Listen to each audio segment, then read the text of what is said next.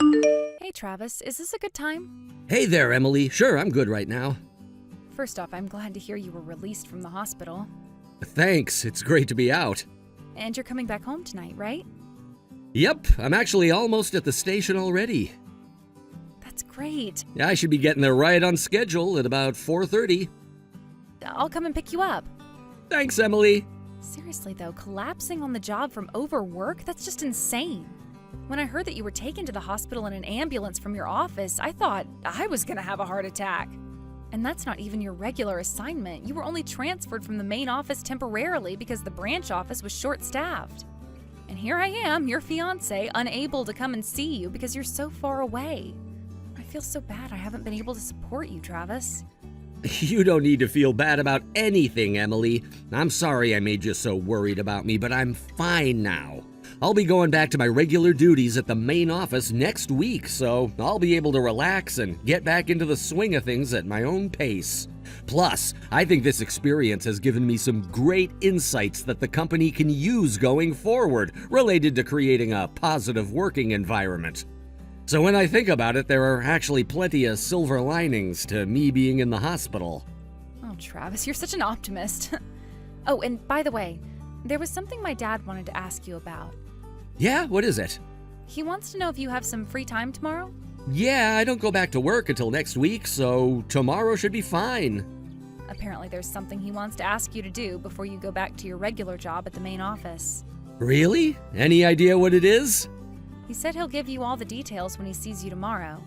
He was planning on meeting up with you for lunch if that worked for you.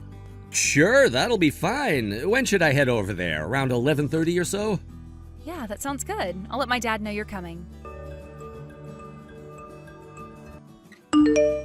Excuse me, I'm looking for Travis. Is this the correct number? Yep, that's me. I presume this is Ms. Butler, right? I'm actually on my lunch break right now, but is there something I can help you with? My understanding is that this is your very first day working at the main office after being assigned to a branch office, right? And you collapsed from overwork while there? Yes, that's right. Although to be more precise, it was only a temporary assignment at that branch office. Temporary? Yes, I was originally stationed at the main office. For a number of reasons, I was temporarily stationed at the branch office in Fieldsburg for a few months, but boy, I had no idea how heavy the workload was going to be. Right before I was scheduled to end my assignment in Fieldsburg and come back to the main office, well, I kinda just collapsed all of a sudden and was in the hospital for 3 weeks. I see. However, I don't understand how you could have had that hard of a workload. Honestly, it was a big surprise to me, too. If I had to venture a guess, the only reason you were sent to that pathetic little branch in the middle of nowhere was because you were nothing but dead weight at the main office in the first place. That's the only reasonable explanation. Only an incompetent slacker would be overworked in such an unimportant position. Of course, I suppose there's always the possibility that you simply faked your health scare in order to avoid having to do your job.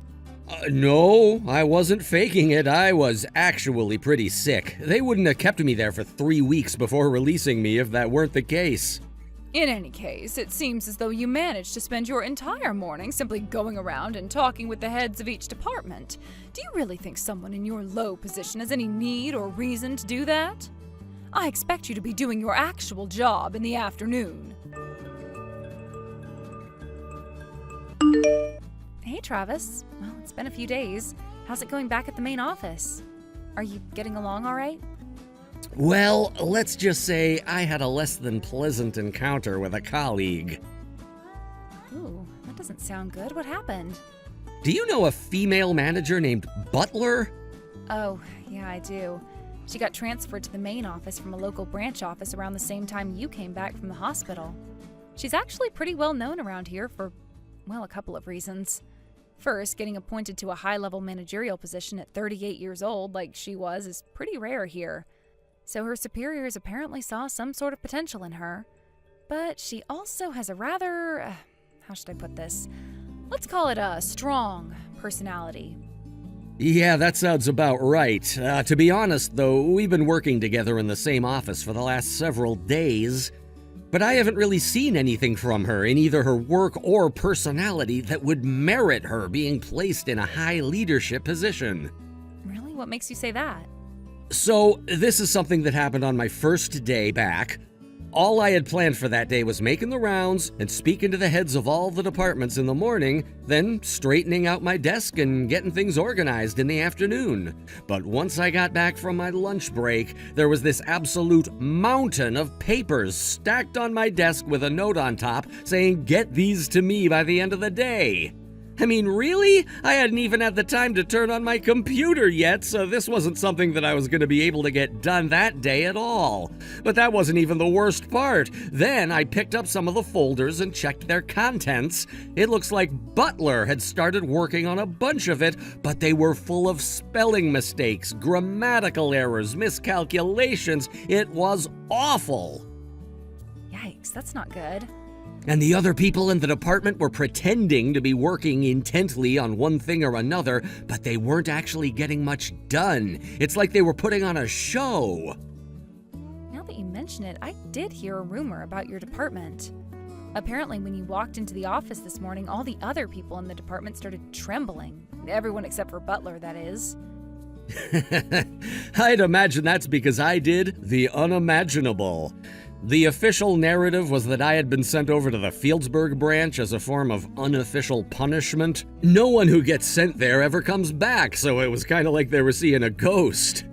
Yeah, or a zombie or something. And by the way, don't worry about those guys. I've got my eye on all of them. I even managed to get a couple of apologies out of them for what happened before. That's my Travis. You work fast. That's what they pay me for. Still, though, it would be for the best to remain cautious for the foreseeable future.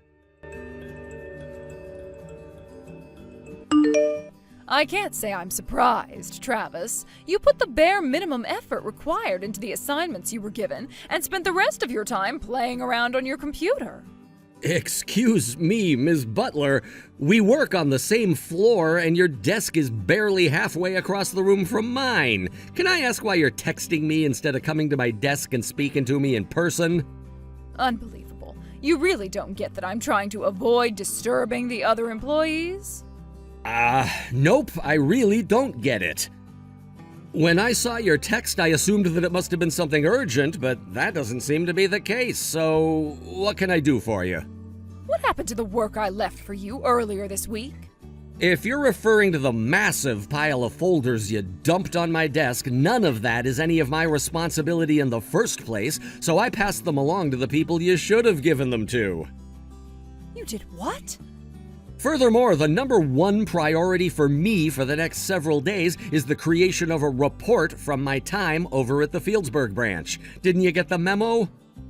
Oh, don't patronize me. Of course I got that thing. However, I am the senior manager of this department, and as such, you take your orders from me and no one else. Your number one priority is whatever I tell you it is. Good grief, how incompetent can you be? I can't take it anymore. You're through.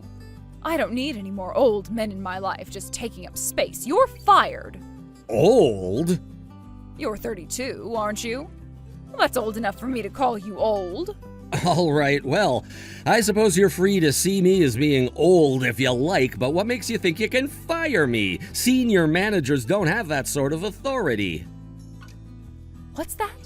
You think that just because I'm a woman that I have no authority in the company? Oh, let me assure you, someone as elite as myself is more than capable of ending your career. Clear out your desk. You'll receive your pink slip in the mail within the week. Is that so? Well, that's unfortunate. I got called an old man by a 38-year-old woman. What? Let me guess, it was Butler, right? You guessed it. Wow, well, if she thinks that you're an old man at 32, I can't imagine what she must think of the married man she's dating right now. Oh boy. Does that mean... You guessed it. The investigation is still kind of ongoing, but I can confirm with full confidence that all the rumors are 100% accurate. Well, looks like we have all we need. All that we need and more. Then I suppose it's time to make our move. Oh, this is getting really exciting. Travis, what's the meaning of this? You've got a lot of explaining to do. I told the HR director to process your termination, but when I opened an envelope sent to me from his desk today, I wasn't expecting your pink slip. It was mine? Why do you seem so surprised? The fact that you're texting me to complain about this right now would imply that you've at least seen the recent HR department announcement. Well, yes, I saw it, but it doesn't make any sense. Why are you the new head of the corporate HR department? I mean, what happened to the previous director? The same thing that's happening to you right now, Ms. Butler. He's been terminated. Terminated? I don't think I need to explain why a senior manager and former HR director having an extramarital affair together would lead to this outcome, Ms. Butler. I have no idea what you're talking about. Is that so? Well, regardless, we've been investigating the two of you. You can't be serious. It's bad enough that you personally sought out an affair with a married man, but to make matters far worse, the former HR director then used his position within the company to give professional favors to you, his mistress. I knew that's what this was all about. You think that a woman could never make it in the business world without sleeping with her boss. Ms. Butler, I've worked with, under, and above many talented women in my career, and after working with you for all this time, I can say with confidence that you are not one of them. You wouldn't know talent if it came up and slapped you in the face. You think I was promoted illicitly? Well, what about yourself? How did a low-level employee like yourself all of a sudden get promoted to HR director? Which one of your bosses are you sleeping with, I was an assistant director before, so I was already just one promotion away from the position. You were the assistant HR director at your age? I skipped college and started working right after high school, so I have a substantial leg up on people in my age group in years of experience. It also probably has something to do with the fact that I've been with this company since it was founded. You joined this company straight out of high school? Yep. My family's circumstances made it difficult for me to go to college, so I'd already planned on not going. With a bit of luck, I managed to earn the respect of the current company president, so he brought me into the company, and, well, the rest is history. Hold on just 1 minute. If you were really such a promising employee, then why on earth were you shipped off to the Fieldsburg branch? Everyone knows that's where the company sends all the people who they can't fire to keep the damage they cause to a minimum. Think about it, everyone calls it the graveyard branch. Once you go there, you never come back. They just wait for you to retire or quit, whichever comes first. Yes, that's exactly what sort of place it is. Which is why all the other main office employees who were bitter that despite my age and lack of a college education, I was on a first-name basis with the president, were so happy when I was transferred there. For them, this was a sign that their constant hazing, bullying, and harassment had finally paid off. I can imagine their shock when I became the first employee in the company's history to return to the main office from the graveyard branch. How? What sort of trick did you pull to make that happen? It's true that the Fieldsburg branch has been treated as the end of the line for tenured employees that the company doesn't know what to do with, and that reputation is precisely why I was sent over there. The board of directors has been working on a plan to turn the Fieldsburg branch from a liability to an asset for years, and they came up with the idea to send me over there to work on ongoing employee training and working environment improvement. It took a lot of time and effort, but after a few months, I managed to finally make some tangible, positive changes there.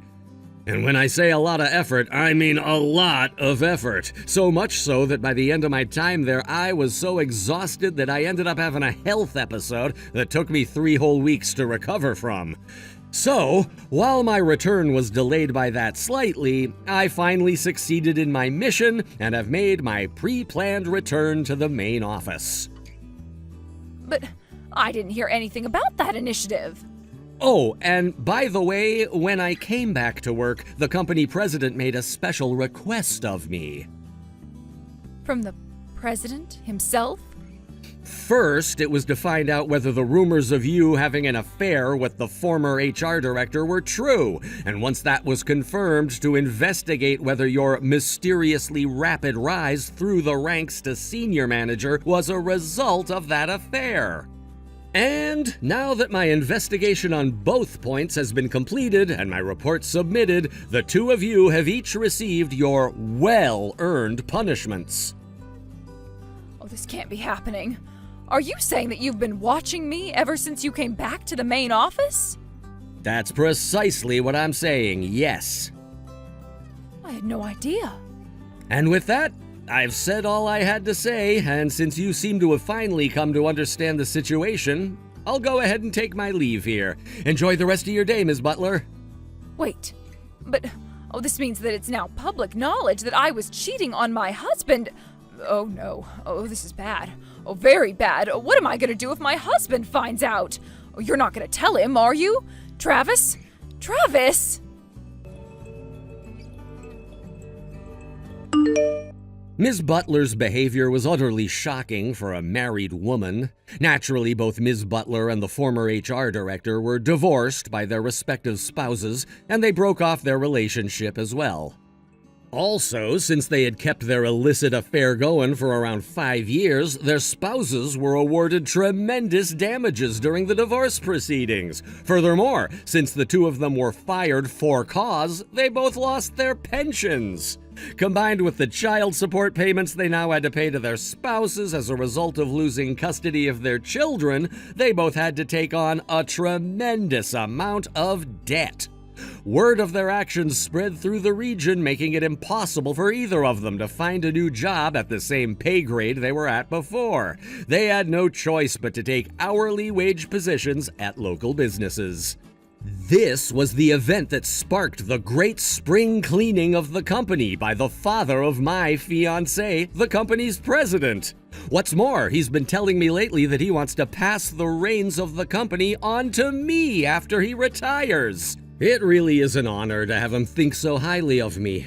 I had nothing when he brought me into the company, and now I have a home, a family, and a future secured, all thanks to him. I intend to work as hard as I can to live up to his high expectations. Thank you for watching. Please subscribe and hit the like button. See you next time.